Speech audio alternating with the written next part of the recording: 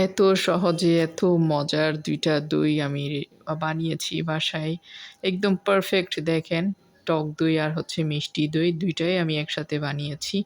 খুব সহজ রেসিপিতে আজকে আপনাদের সাথে শেয়ার করব। দেখেন সারারাত ওভেনে রেখে দিয়েছিলাম আর সকালে উঠে আমি একদম পারফেক্ট একটা দই পেয়ে গিয়েছিলাম।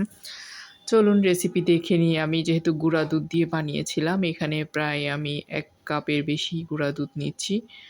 যেহেতু আমি ২ রকমের দই বানাবো, তাই আমি একটু বেশি পরিমাণে আরকি দুধ পাউডারটা নিচ্ছি। আপনারা চাইলে তরল দুধ দিয়েও করতে পারেন।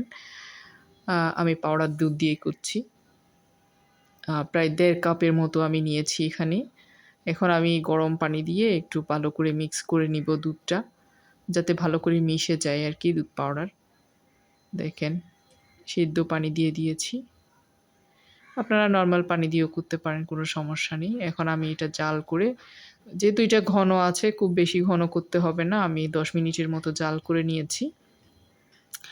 জাল করার পর এখান থেকে আমি অর্ধেক একটা পাতিলে রেখে দিব।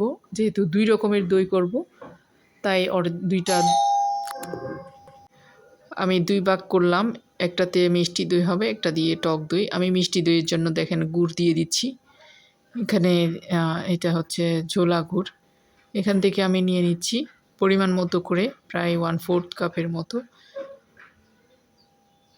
আমি চুলাটা কিন্তু নিভিয়ে দিয়েছি, কারণ চুলা জ্বালানো অবস্থায় অনেক সময় দুধ ফেটে যায়। যার জন্য আমি চুলা নিভিয়ে গরম দুধের সাথে আগে হচ্ছে এই যে গুড়টা আরকি মিক্স করে নিচ্ছি। এরপরে জাল করব। জাল করে আরও কয়েক মিনিট একটু বলক তুলে নিব। কারণ গুড় দেওয়ার পরে কিন্তু দুধটা একটু পাতলা হয়ে যায়। আপনারা চাইলে চিনি দিয়েও করতে পারবেন। আমি খুব ভালো করে এটা মিক্স করে নিচ্ছি। তারপর চুলাটা জ্বালিয়ে দিলাম। আরও কয়েক মিনিট একটু জাল করব।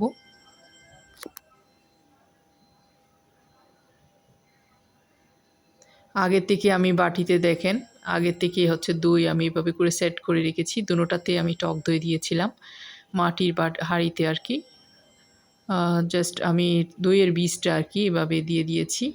এখন দুধটা যখন একটু কুসুম গরম হয়ে গিয়েছে, মানে একটা আঙ্গুল চোবানো যাবে এরকম কুসুম গরম হতে হবে। বেশি ঠান্ডা হলে হবে না কিন্তু। বেশি গরমও না, বেশি ঠান্ডাও না, কুসুম গরম অবস্থায় আমি ঢেলে দিচ্ছি। প্রথমে টক দইয়ের মিশ্রণটা একটা বাটিতে দিয়ে দিয়েছি। দিয়ে এটা খুব ভালো করে একটু নেড়ে-চেড়ে দিব হালকা হাতে। নেড়ে একদম মিক্স করে দিতে হবে। ভালো করে টক দইয়ের সাথে আস্তে, আস্তে করে মিশিয়ে দেবেন।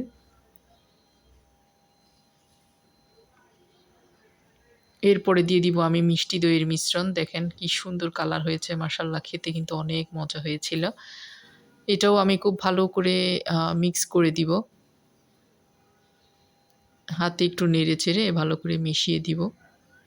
এই যে একটা হ্যান্ড হুইস্ক দিয়ে আমি খুব সুন্দর করে এটা মিক্স করে দিব। ভালো করে মিক্স না হলে আবার দইটা ভালো করে বসবে না।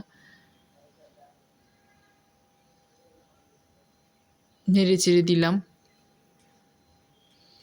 এখন আমি ২ টা হচ্ছে ফয়েল পেপার দিয়ে সিল করে দিব। আপনারা চাইলে যেকোনো একটা প্লেট দিয়ে অথবা যেকোনো কিছু দিয়ে সিল করে দেবেন। গরম যেকোনো স্থানে রেখে দিলেই সারা রাতের জন্য হয়ে যাবে। আমি এটা রাত্রে বানিয়ে প্রায় ১০টা বেজে গেছে তখন বানিয়ে রেখে দিয়েছি। আর সকাল প্রায় ১১টা-১২টার দিকে আমি এটা ১১টার সময় আরকি এটা আমি হচ্ছে ওপেন করেছিলাম। এই যে দেখেন সিল করে দিয়েছি। এখন আমি একটা বন্ধ ওভেনে রেখে দিব আরকি। একটা বন্ধ ওভেনে রেখে দিলে হচ্ছে সারারাত, সকালে উঠে দেখবেন এটা বসে গিয়েছে সুন্দর করে। এই যে ওভেনের ভিতরে রেখে দিয়েছি। এখন দরজাটা লক করে দিব। আপনারা চাইলে একটা টাওয়েল দিয়ে রাখতে পারেন উপরে। ওভেন না থাকলে সমস্যা নেই, যেকোনো জায়গায় রেখে দিলে সারারাত হয়ে যাবে। একটু কিচেনে একটু গরম জায়গায় রাখলে ভালো আরকি। এখন আমি এক, এক করে ২ টা আপনাদেরকে খুলে দেখাবো কেমন হয়েছে। কোনটাতে টক দই, কোনটাতে মিষ্টি দই দিয়েছি আমি জানি না। তবে আমি খুলে দেখাচ্ছি বিসমিল্লাহ করে। দেখেন কত সহজে হয়ে গিয়েছে। এটা কিন্তু একদম সহজ একটা রেসিপি। ভালো লাগলে লাইক, কমেন্ট করবেন, শেয়ার করবেন। এই যে ১ম এই কিন্তু মিষ্টি দইটা আমি খুলেছি। মিষ্টি দই সবসময় একটু হচ্ছে পাতলা হয়, মানে খুব বেশি শক্ত হয় না। এটা যখন নরমাল ফ্রিজে রেখে দিব আরও কিন্তু বসে যাবে, সেট হয়ে যাবে। দেখেন কত সুন্দর করে বসে গিয়েছে আমার দইগুলা। খুব সুন্দর করে কিন্তু সেট হয়ে গিয়েছে আর খেতে অনেক বেশি মজার হয়েছিল। এরপরে দেখাবো আমি টক দইটা, এটা কেমন হয়েছে দেখবেন।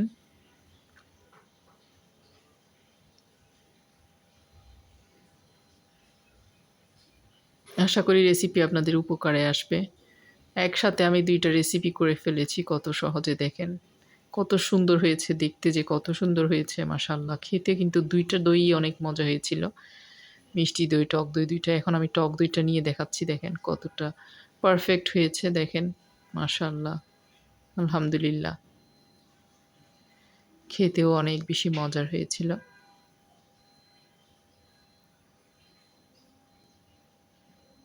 আশা করি রেসিপি আপনাদের কাজে আসবে, উপকারে আসবে। আর ভালো লাগলে প্লিজ আমার ইউটিউব চ্যানেলটা সাবস্ক্রাইব করে বেল আইকনটা ক্লিক করে রাখবেন। আমার যেকোনো রেসিপির সাথে, সাথে আপনারা পেয়ে যাবেন। আজ এতটুকু। আসসালামু আলাইকুম সবাইকে। আল্লাহ হাফিজ। ফি আমানিল্লাহ।